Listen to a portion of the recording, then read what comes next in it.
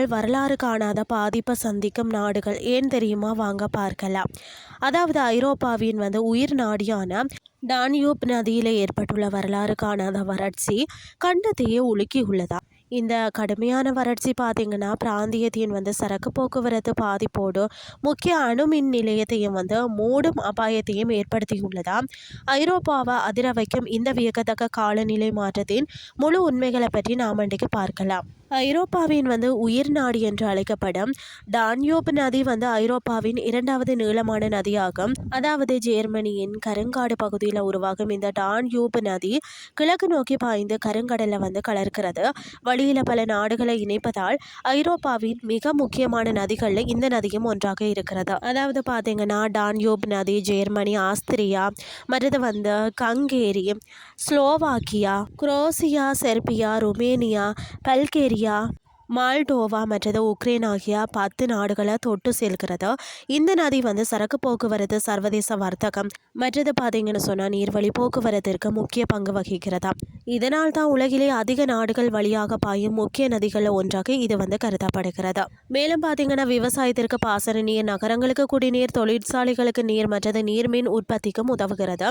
அது மட்டும் இல்லாமல் டான்யூப் நதிக்கரையில் ஆஸ்திரேலியாவின் வியன்னா, ஸ்லோவாக்கியாவின் பிராட்டிஸ்லாவா, ஹங்கேரியின் புடாபெஸ்ட் மற்றது செர்பியாவின் பெல்கிரேட் போன்ற முக்கிய நகரங்கள் அமைந்துள்ளது. டான்யூப் நதி ரைன் நதியுடன் கால்வாய் மூலம் இணைக்கப்பட்டுள்ளது. மேலும் டான்யூப் டெல்டா பல அரிய பறவைகள் மற்றது வனவிலங்குகளின் வாழ்விடமாக கூட இருக்கிறது. இந்த நதிக்கரையில் உள்ள நகரங்களையும் ஆற்று பயணங்களையும் ரசிக்க ஆண்டுதோறும் லட்சக்கணக்கான சுற்றுலா பயணிகள் வராங்களாம். பல ஐரோப்பிய நாடுகளின் பொருளாதாரத்தில் முதுகெலும்பாக கருதப்படுகிறது. இந்த நதி பெரிய அளவிலான சரக்கு போக்குவரத்து, நீர்வழி போக்குவரத்து மற்றது சர்வதேச வர்த்தகத்திற்காக பயன்படுத்தப்படுகிறது. இந்த நதி ஒவ்வொரு நாடுகளை ஒவ்வொரு பெயர்களால் அறியப்பட்டாலும் அதன் முக்கியத்துவம் எல்லா இடங்களையும் ஒன்றாகத்தான் இருக்கிறது. டான்யூப் நதியானது ஐரோப்பாவின் கலை, இசை மற்றது இலக்கியத்திலேயும் ஆழமான ஒரு தாக்கத்தை ஏற்படுத்தியுள்ளது. தி இப்ளூ டான்யூப் என்ற ஒரு புகழ்பெற்ற இசை படைப்பு இந்த நதியை உலகம் முழுவதும் பிரபலமாக்கியுள்ளதுன்னே சொல்லலாம். ஐரோப்பாவின் எல் நினோ தாக்கம், கடுமையான வறட்சி மற்றது தீவிர வெப்ப அலை காரணமாக டான்யூப் நதியில் நீர்மட்டம் வரலாற்றிலேயே மிக குறைந்த அளவிற்கு சரிந்துள்ளதாம். டான்யூப் ஆற்றின் நீர்மட்டம் பார்த்தீங்கன்னா 134 சென்டிமீட்டராக குறைந்துள்ளது. இது 2018 பதிவான 98 சென்டிமீட்டர் சாதனை அளவை விட மிக குறைவாகவும் இருக்கிறது. மேலும் நீர்மட்டம் பார்த்தீங்கன்னா 144 சென்டிமீட்டர் வரை குறையக்கூடும் என அதிகாரிகள் எச்சரித்திருக்கிறாங்க. இதனால் ஹங்கேரி தனது ஒரே அணு மின் நிலையமான பாக்ஸ் அணு மின் நிலையத்தை மூடுவதாக அறிவித்துள்ளதா.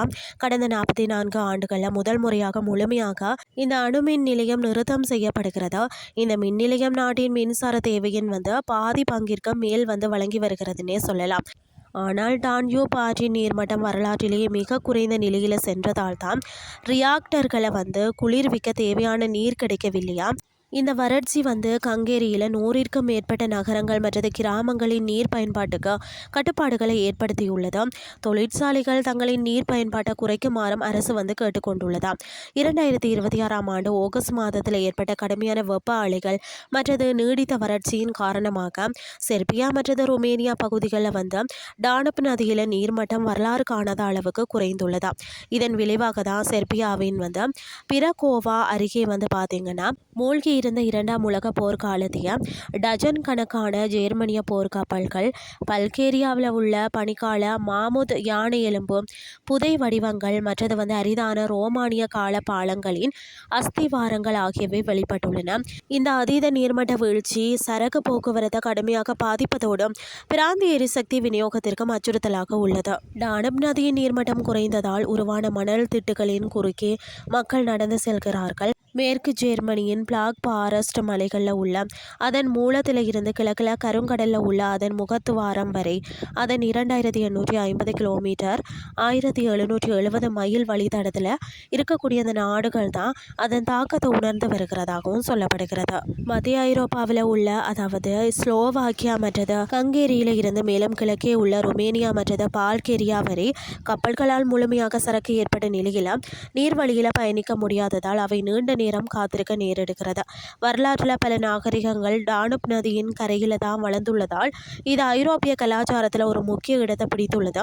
ஆனால் பார்த்தீங்கன்னு சொன்னால் காலநிலை மாற்றம் காரணமாக டானுப் நதியின் நீர்மட்டம் மாறி வருவது அதன் சுற்றுச்சூழல் அமைப்பையும் பல்லுயிர் வளத்தையும் அச்சுறுத்துவதாக நிபுணர்கள் எச்சரிக்கிறார்கள். இன்றைய கிறிஸ்டி உங்களுக்கு பிரயோசனமாக அமைஞ்சிருக்கும்னு சொல்லி நானும் நம்புகிறேன். இதே மாதிரி மற்றொரு கிறிஸ்டின் வேலைக்கு உங்களை சந்திக்கிறேன். நன்றி.